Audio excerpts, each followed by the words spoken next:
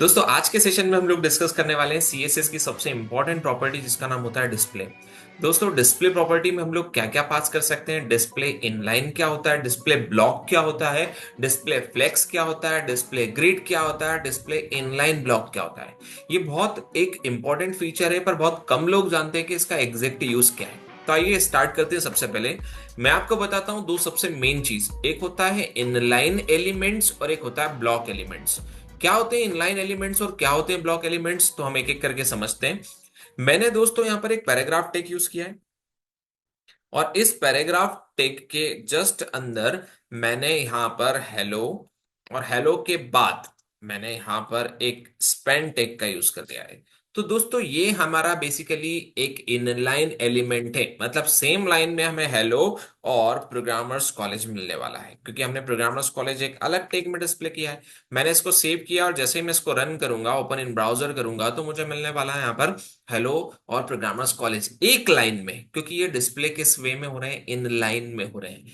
अब अगर मैं आपसे ये बोलता हूं कि मुझे यहाँ पर स्पेन टेक के जस्ट बाद डिवीजन टेक का यूज करना है इंस्टेड ऑफ स्पेन, और अब अगर मैं इसको सेव करके जैसे ही डिस्प्ले करूंगा, तो आप देख रहे हैं हेलो अलग लाइन में मिल रहा है और प्रोग्रामर्स कॉलेज अलग लाइन में मिल रहा है। मतलब यहां पर जो है डिस्प्ले हो रहा है वो ब्लॉक में हो रहा है। इनलाइन का मतलब सेम लाइन में डिस्प्ले करना, जहां तक वो कंटेंट साइज ले रहा है वहां तक लेगा और उसके जस्ट बाद ही हम लोग सेम लाइन में दूसरा कंटेंट डिस्प्ले कर सकते हैं। लेकिन ब्लॉक का जब भी बात आती है दोस्तों, तो याद रखना ब्लॉक जो है आपकी स्क्रीन की जो मैक्सिमम विड्थ है उसको कवर करता है। तो अगर हमने हेलो यूज करा है तो हेलो के बाद हमने जो ब्लॉक एलिमेंट दिया है डिव में, वो ऑलवेज एक न्यू लाइन में आएगा और न्यू लाइन में फुल विड्थ को वो कवर करेगा।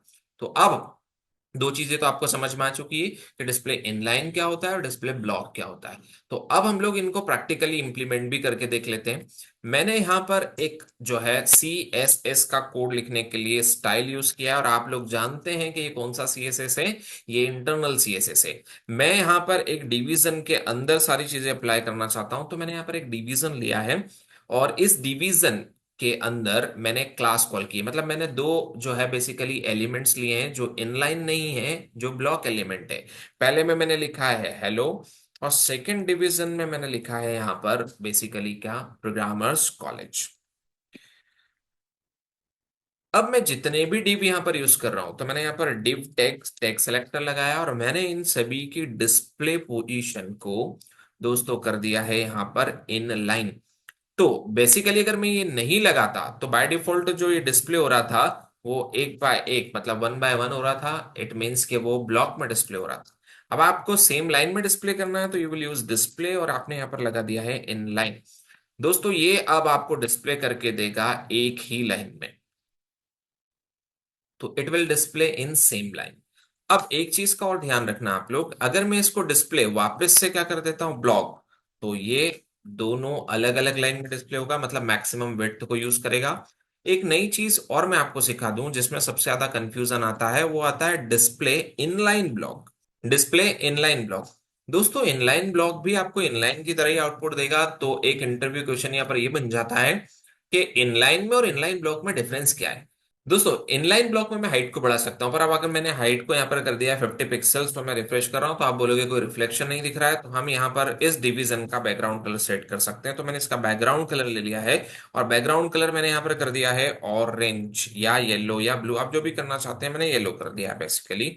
और मैं इसको जैसे ही सेव करता हूं और अब आप रिफ्रेश करेंगे तो आप देखिए इसका जो साइज है वो बढ़ चुका है, 50 पिक्सल्स हाइट हो चुका है। इसका मतलब ये है दोस्तों कि आप एक चीज ध्यान रखना, इनलाइन ब्लॉक में हम हाइट और विड्थ बढ़ा सकते हैं, लेकिन अगर मैंने डिस्प्ले में इनलाइन ब्लॉक के प्लेस पे सिर्फ इनलाइन लिया है तो मैं उस केस में हाइट और विड्थ नहीं बढ़ा पाऊंगा। तो डिफरेंस क्या हो गया, इनलाइन सेम लाइन में प्रिंट करता है, इनलाइन ब्लॉक भी सेम लाइन में प्रिंट करता है, लेकिन इनलाइन ब्लॉक में हम लोग हाइट और विड्थ को बढ़ा सकते हैं, लेकिन अगर सिर्फ आपने इनलाइन यूज किया है तो हम लोग हाइट और विड्थ को बढ़ा नहीं पाएंगे। अब एक और चीज आती है दोस्तों जिसका नाम है डिस्प्ले में ग्रिड और डिस्प्ले में फ्लैक्स। मैं इस कंटेंट को आपको इस तरीके से नहीं अलग तरीके से समझाता हूं सो दैट आपको एक इंप्रेसिव वे समझ में आए। मैंने यहां पर एक क्लास कॉल किया है डॉट पी नाम से, और मैं जहां पर डॉट पी नाम की क्लास कॉल करूंगा वहां पर मैंने डिस्प्ले में यूज कर लिया है फ्लैक्स। अब डिस्प्ले फ्लेक्स का मतलब क्या होता है वो भी मैं आपको समझाता हूं। तो मैंने एक डिवीजन लिया है और उस डिवीजन के अंदर मैंने कुछ पैराग्राफ टेक्स्ट यूज किए हैं पी, और जिसमें मैंने प्रिंट कर दिया है यहाँ पर फर्स्ट, मैंने सेकंड प्रिंट किया है और थर्ड प्रिंट कर दिया है। तो हमने यहाँ पर तीन पैराग्राफ यूज कर लिए हैं, फर्स्ट सेकंड और लास्ट जो है हमारा वो है थर्ड। और अभी मैं इसकी डिस्प्ले प्रॉपर्टी फ्लेक्स यूज नहीं करता हूं, पहले वो दिखाता हूं कि अगर यूज नहीं किया है तो क्या होगा। तो ये वन बाय वन एक के बाद एक ब्लॉक लेवल पे आ रहे हैं, राइट। यही काम आप किससे भी कर सकते हो। मैं इस डिवीजन पे क्लास कॉल कर रहा हूं और मैंने यहाँ पर क्लास का नाम जो है पी दे दिया है। मैं चाहता हूं कि ये पैरेलल आए डिस्प्ले, पैरेलल मतलब एक के पास दूसरा और दूसरे के पास तीसरा, जिसके लिए हम लोग फ्लोट प्रॉपर्टी का यूज कर सकते थे, पर हमें फ्लोट यूज नहीं करना है। मैंने यहां पर जो प्रॉपर्टी यूज करा है बेसिकली वो है आपका डिस्प्ले फ्लेक्स। अब फ्लेक्स जो है इन तीनों डिविजन्स को क्या कर देगा, पैरेलल, मतलब फर्स्ट के जस्ट पास सेकंड आ जाएगा और सेकंड के जस्ट पास थर्ड आ जाएगा। लेकिन आप चाहते हैं कि नहीं हमें एक के बाद एक ही चाहिए, तो आप डिस्प्ले को यहां पर क्या भी कर सकते हैं, ग्रिड। जब आप ग्रिड करेंगे तो it will take the whole width, मतलब हर एक paragraph element as a block print होगा। तो बाय डिफॉल्ट आप डिवीजन के अंदर कोई भी कंटेंट रख रहे हैं और वो डिवीजन के अंदर रखा हुआ कंटेंट मुझे वन बाय वन चाहिए, पैराग्राफ के अंदर चाहिए, पैराग्राफ के साथ वन बाय वन अलग अलग अलग लाइन में चाहिए, तो मैं यूज करूंगा डिस्प्ले पे कौन सी प्रॉपर्टी, ग्रिड। और अगर हम चाहते हैं कि वो पैरेलल आ जाए, किसी भी कंटेनर के अंदर रखे हुए कंटेंट जो है वो पैरेलल आ जाए, तो हम लोग क्या यूज करेंगे, फ्लैग्स यूज करेंगे। तो दोस्तों ये था हमारा डिस्प्ले, जो बहुत सीएसएस का इंपॉर्टेंट फीचर माना जाता है।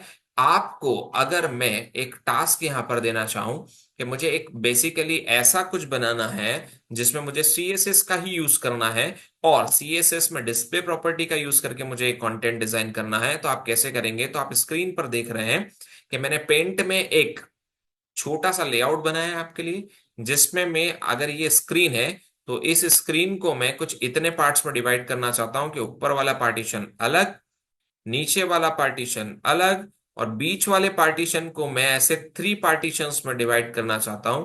और यहां पर मैं सिर्फ और सिर्फ डिस्प्ले प्रॉपर्टी का यूज करना चाहता हूं। तो आप मुझे बताइए ये टास्क आप कैसे करेंगे, आप ट्राई कीजिए, और अगर आपको इफ इन केस कोई इश्यू आता है तो मुझे कमेंट में जरूर बताएं। वीडियो आपको कैसा लगा ये भी आप मुझे कमेंट में बताएं। इस वीडियो को लाइक करें और चैनल को सब्सक्राइब करें।